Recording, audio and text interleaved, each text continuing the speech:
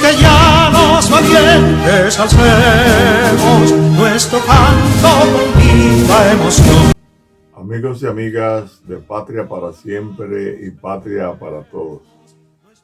Estamos aquí de nuevo para darle continuidad a las causas que generaron la guerra restauradora, de la cual se cumple un año más el próximo lunes 16.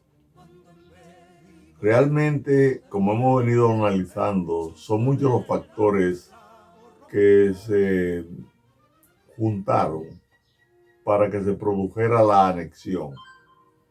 Por ejemplo, hay factores históricos.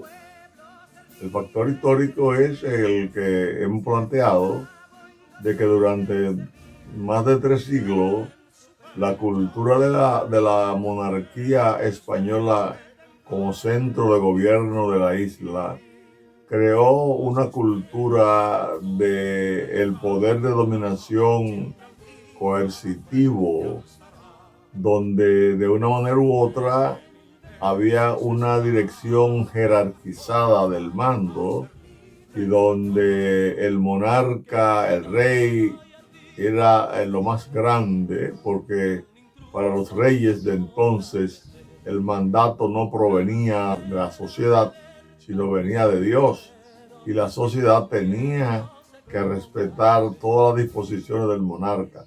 No había una participación para las opiniones ni nada, sino todo era cumplimiento. Y así estuvimos nosotros hasta que en el año de 1801 Toussaint Louverture invadió esta parte de la isla y luego se involucró este país en el proceso que había en el periodo del fin de la guerra de independencia haitiana. Posteriormente seguimos a partir de 1822 con la presencia haitiana otra vez durante 22 años, hasta que realmente Pedro Santana, que fue el primer presidente constitucional, pudo llegar al poder. Para él llegar al poder, después del grito de la independencia, él tuvo que eliminar al grupo de los trinitarios.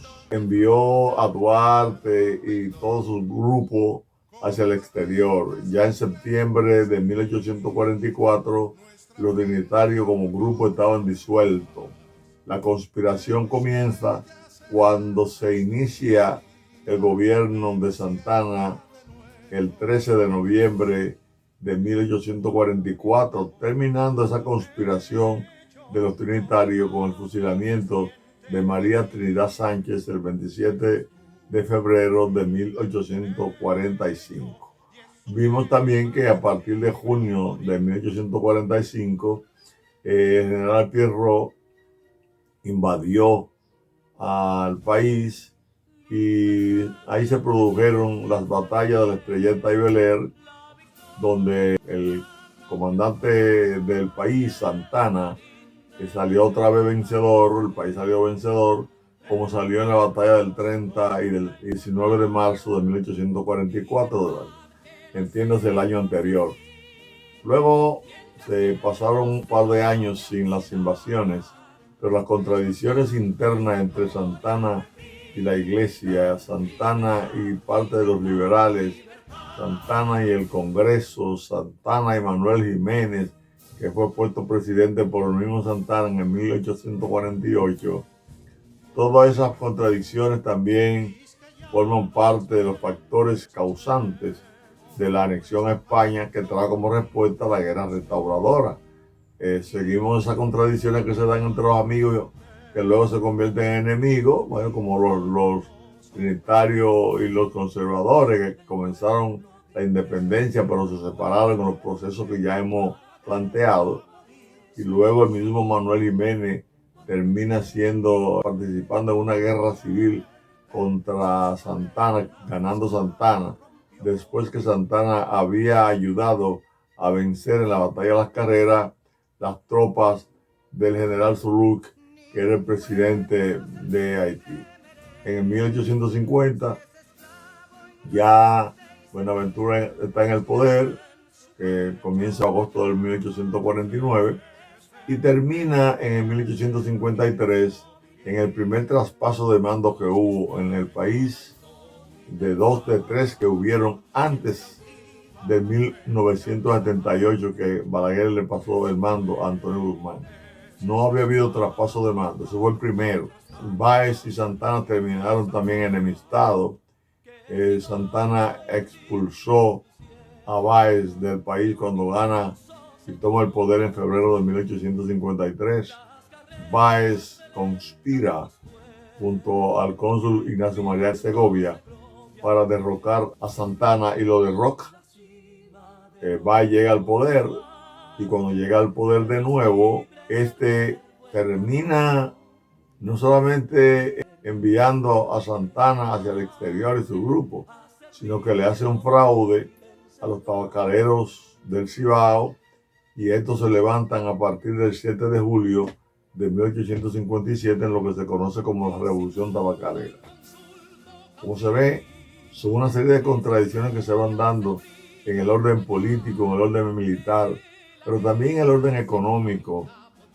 Se dieron muchos factores negativos que no podía, económicamente, las condiciones materiales del país no podían respaldar la existencia de un gobierno republicano, porque hemos dicho y repetimos que la existencia de un gobierno republicano en el marco de la ideología liberal surge con la revolución de los Estados Unidos del 4 de julio de 1776 y que también se potencializa con la Revolución Francesa de 1789. Igualmente el surgimiento de la constituyente norteamericana, donde se forma una constitución que todavía ellos mantienen inalterable, con excepción de algunas enmiendas, no como aquí, que se han hecho cerca de 40 reformas a la constitución, buscando la manera de complacer a los grupos que llegan al poder. Santana, en el proceso de lucha de ese gobierno conservador que sustituyó a los trinitarios, pues se hicieron varias reformas. Ya vimos que después de la constitución del 6 de noviembre de 1844 tuvimos la constitución, la reforma que se le hizo en el gobierno de Báez. Cuando este llega al poder, le hacen la reforma para adaptarla al concepto ideológico de mando de Santana.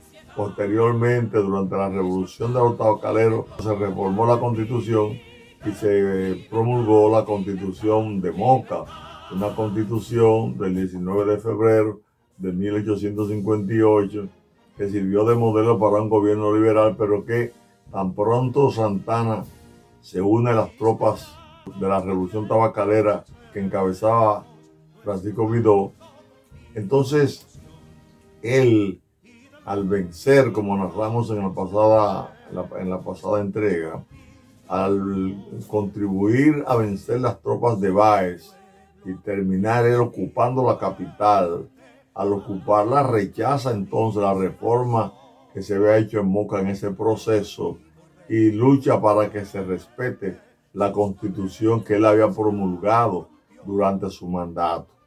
Esto provocó una contradicción entre los cibaeños y la parte sur que él representaba, y terminó imponiéndose Santana con la constitución que él había promulgado en el 1855. En el caso de lo económico, tenemos la situación de que, como planteamos hace un momento, las condiciones materiales de producción del país, las condiciones económicas no permitían el desenvolvimiento de un gobierno de carácter democrático que se fundara en instituciones, sino en el personalismo, en la fuerza personal, en la fuerza que fuera a ser presidente tuviera, como fue el caso de Santana, donde el ejército que él manejó en todas las batallas eran fundamentalmente provenientes de los amigos, compadres, familiares, que como él eran ateros,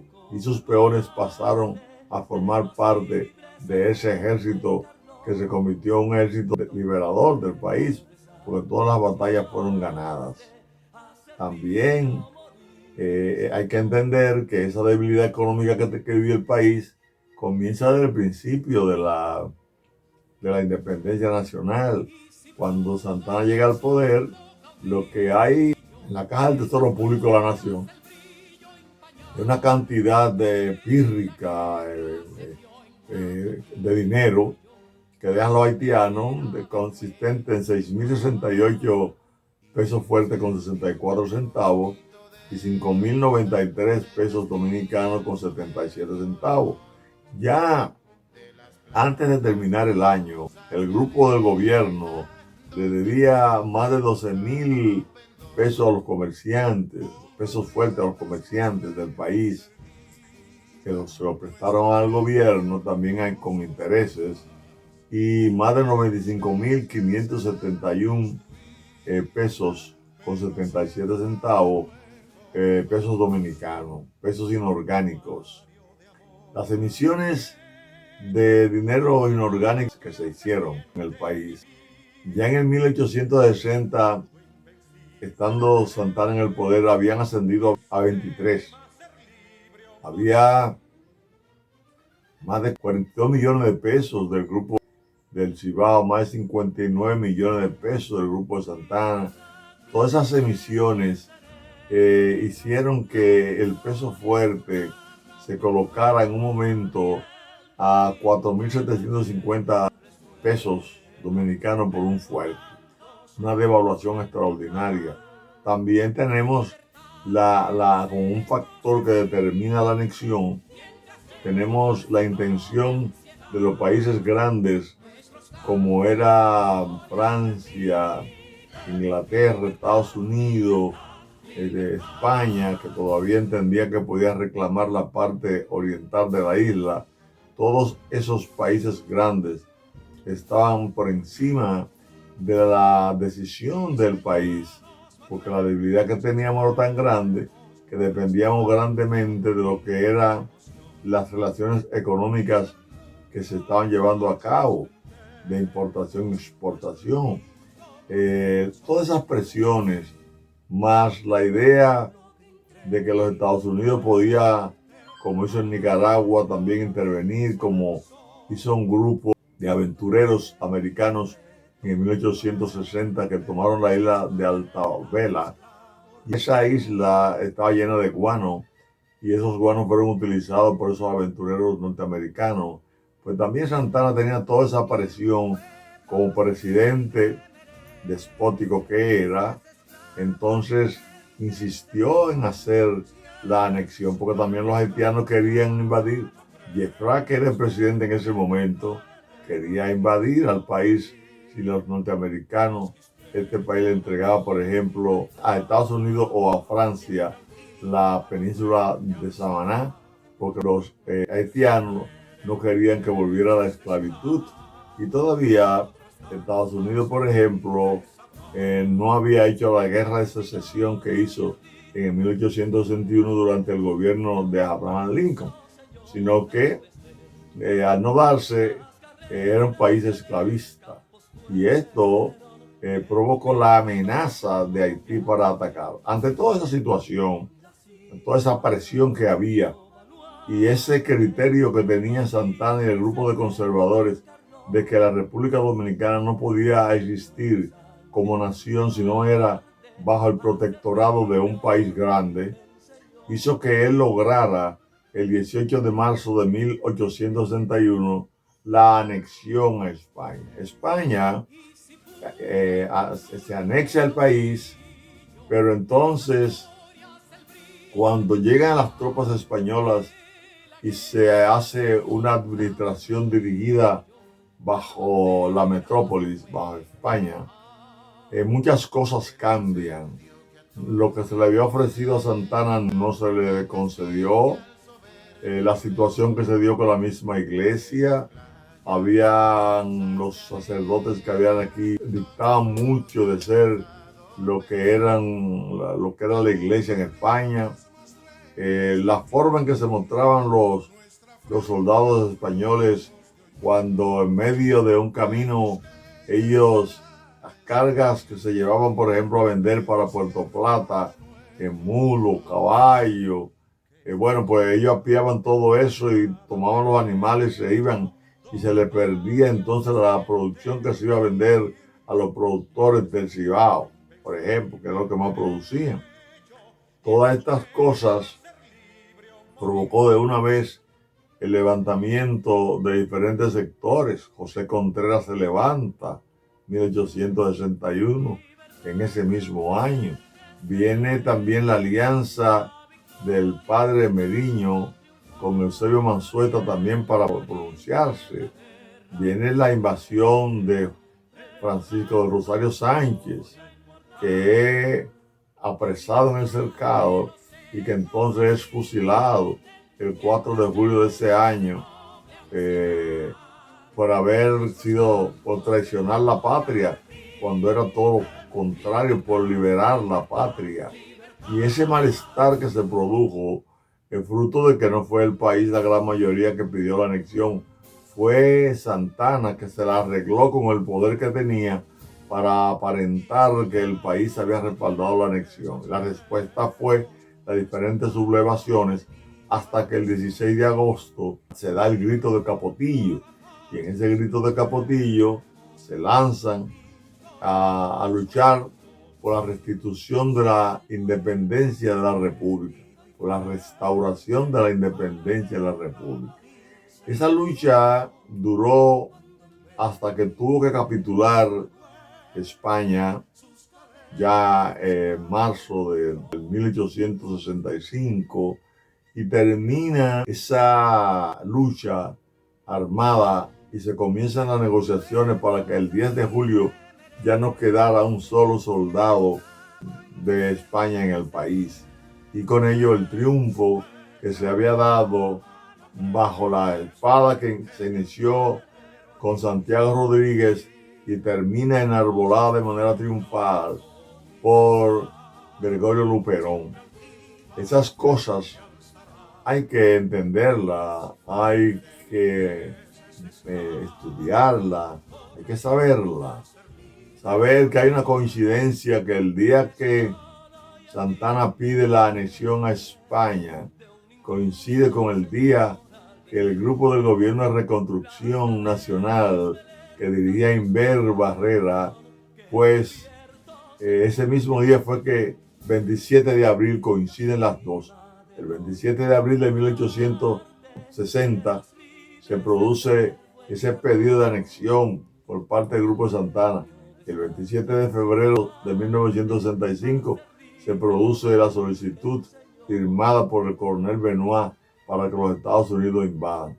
Los grupos de entreguistas, de antinacionales que hemos tenido, han coincidido en el tiempo, y así coincide la forma en que los gobiernos se han mantenido. Hemos tenido gobiernos personalistas, con un sector, con dirigentes servilistas que se le acercan y ellos juntos provocan entonces a veces la caída de otro gobierno, llegan al poder y se reparten lo que tiene el país en manos del gobierno entre ellos.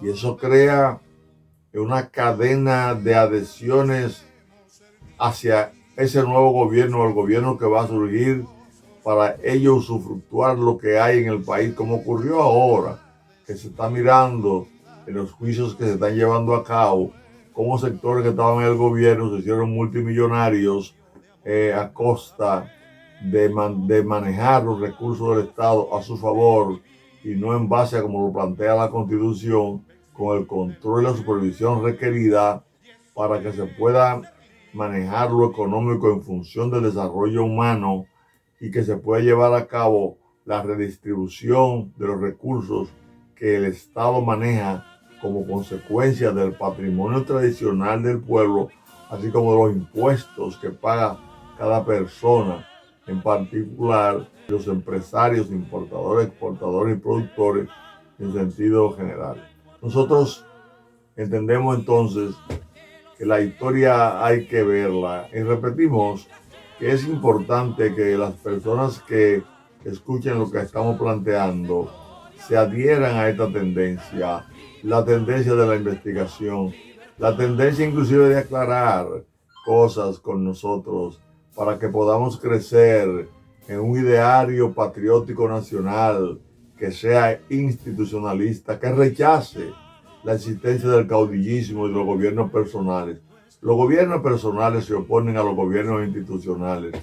Por eso se ha planteado que cuando un Estado, un gobierno se aparta de los principios constitucionales, termina abatido, desplazado por efecto de lo que de manera contraria a la ley hacen las personas que están unidas a ese gobierno en la búsqueda de recursos particulares para enriquecerse por la vía que llamamos la vía de la corrupción. Usted ve gobiernos que surgen con una tendencia de aplauso, de simpatía muy grande, pero ya a poco tiempo se van desinflando, producto justamente de que van a repetir lo mismo que el que ya derrocaron. Así fueron las revoluciones. La que vamos a ver ahora, el lunes, todos esos levantamientos que se hicieron durante 14 años que siguieron al triunfo de la restauración. Es decir, los gobiernos que tuvimos del 1865 al 1879 fueron más de 20 gobiernos. Cada gobierno tenía el levantamiento de un grupo de opositores que crecía en el momento mismo en que el gobierno que surgió no podía realmente complacer las demandas de empleos, de oportunidades, de facilidades y de enriquecimiento. El grupo opositor se llegaba a unir y derrocaba a ese gobierno. Hubo inclusive sectores económicos nacionales e internacionales que vivían de la financiación de esos movimientos para ganar dinero. Cuando el triunfador llegara al poder le pagaran por la cantidad exorbitante que habían acordado. Era un negocio.